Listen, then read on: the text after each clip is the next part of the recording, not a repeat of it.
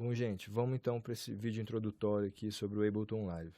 E a primeira coisa que a gente tem que ter em mente é o endereçamento entre as entradas e saídas de áudio do teu computador com as entradas e saídas de áudio do software, né, para eles poderem começar a se conversar. Então aqui, reparem que eu tenho um botão vermelho aqui escrito off, né, aqui no canto superior. Significa que o meu programa não está funcionando, ele não está processando áudio nenhum. Aqui embaixo eu tenho uma barra de informações e ela sempre vai estar me mostrando algumas informações. Assim. Pode ver quando eu passo o mouse em cima de algumas funções aqui, ele já muda, né? Ele coloca um texto ali mostrando, enfim.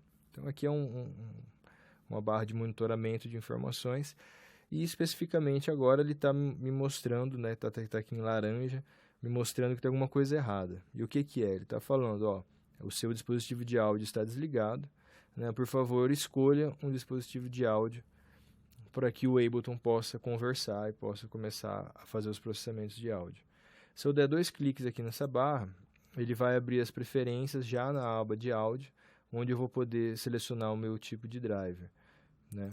Eu também posso acessar ali, aqui em opções, preferências, né, e áudio. Tá? Tem vários submenus aqui, cada um cuida de um nicho específico de parâmetros, né? Aliás, de funções do programa. A gente vai vendo isso aos poucos. Então, aqui no tipo de driver, a gente geralmente tem 2 tipos, né? Esse DirectX, né, geralmente está vinculado a Microsoft, tá? Se você estiver usando algum sistema da Apple, ele vai ser um outro, né? E você tem o ASIO, que é um driver que é um pouco mais genérico, assim, né? Geralmente interfaces externas utilizam esse driver, mas tem outros também, então vai depender do sistema que você vai estar usando. Se eu selecionar o driver da Microsoft, ele vai automaticamente habilitar a interface de áudio que eu tenho instalada on-board no meu laptop, né? Que no caso é essa Realtek High Definition, né? Geralmente os PCs vêm com alguma Realtek ali instalada, né? Mas também pode ser qualquer outra marca. Tá?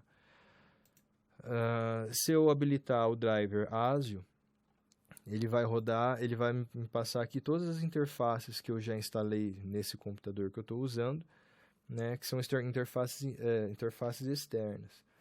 Né? Então aqui, como eu uso em vários lugares, cada lugar tem um tipo de equipamento, então eu tenho que ter vários drivers instalados. Né? E isso é normal. Tá? Aqui no caso eu estou usando uma Soundcraft, então eu venho aqui, seleciono ela e ele vai então se conectar com esse equipamento. Tá?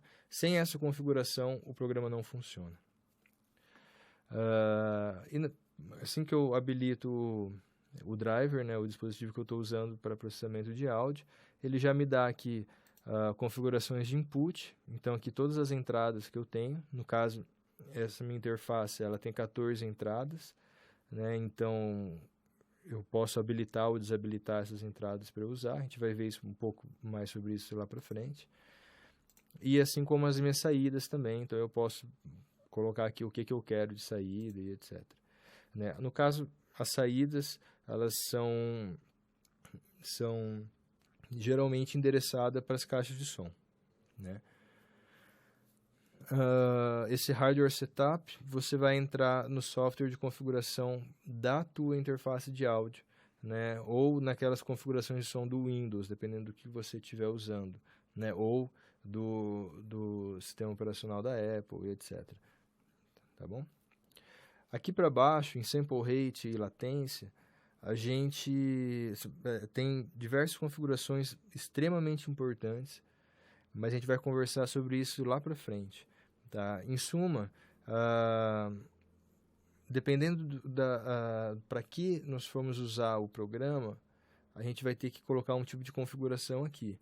Então, a gente configura o programa de um jeito para trabalhar uma mixagem, de um jeito para trabalhar uma gravação e de um outro jeito, por exemplo, para fazer uma performance com um instrumento ao vivo, por exemplo. Tá? E a gente vai falar disso quando for mais apropriado.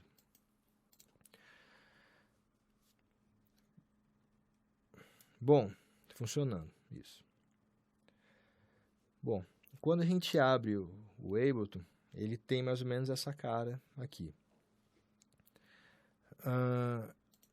Ele abre essa tela, é como se fosse uma mesa de mixagem, né, com esses canais aqui, a gente chama de canais, tracks e etc. Né, entre outros nomes. Aí. E que é como se fosse uma mesa de som, né, com os botões de volume, botão de liga e desliga, né, solo, né, para você solar isso daqui e também para você armar para poder gravar. Ok? A gente fala disso depois. O interessante é que isso daqui é comum para diversos softwares, né? Assim como... não era bem isso. Bom, então quando a gente abre o Ableton, ele tem mais ou menos essa cara aqui, né? Ele abre uma tela com alguns canais, né? Esses canais ou tracks ou outros nomes também se referem a esse grupo de funções aqui, né? Que tem um botão de volume, o botão de liga e desliga, né? Um botão de solo, que é para selecionar exclusivamente cada um desses, né? E o botão para armar para gravar, vocês vão ver que eu vou habilitar e vai aparecer a minha voz ali dentro do programa. Né? E se eu desarmar isso aqui, então ele não passa sinal externo nenhum. Enfim. E aqui do lado direito você tem outros canais, eles estão separados aqui. Por quê? Porque aqui nós temos os canais onde a gente vai estar trabalhando individualmente cada som. E esses aqui são canais que vão estar funcionando paralelamente a esses canais aqui do lado esquerdo. Né? Então, o canal Master é para onde tudo conflui, né? É a nossa saída principal. Aqui no Master Out, eu preciso habilitar aqui, qual vai ser a saída lá da minha interface de áudio que eu vou mandar para minhas caixas de som, por exemplo. Aqui na minha configuração, está aqui a saída 7 e 8, estão sendo mandadas para minhas caixas principais. Se eu colocar 9 e 10, ele vai mandar o sinal para saídas 9 e 10, que não tem cabo nenhum conectado ali em nenhuma caixa de som e eu não vou ouvir nada. Né? Então eu deixo selecionado na saída 7 e 8. Esse Q-Out, ele é uma saída para retorno. Então aqui você pode colocar, por exemplo, uma saída para um fone de ouvido, né, que seja independente aqui da saída master, onde você ouviu uma coisa enquanto, né, no tua caixa de som está saindo outra, por exemplo. Ou você pode colocar a mesma saída, né, por exemplo, 7 e 8, então o teu retorno vai ser o mesmo da saída principal. Você pode colocar um outro canal que vai estar indo para uma outra caixa, que essa caixa vai estar sendo usada de retorno. Enfim, essa é uma saída de retorno. Né? E tem algumas funções específicas que a gente usa isso daqui, mas em tese não tem segredo nenhum também. E esses dois canais aqui do lado são canais paralelos, a gente vai usar eles praticamente para criar processamentos paralelos aos processamentos que estão sendo utilizados aqui individualmente em cada canal, tá bom?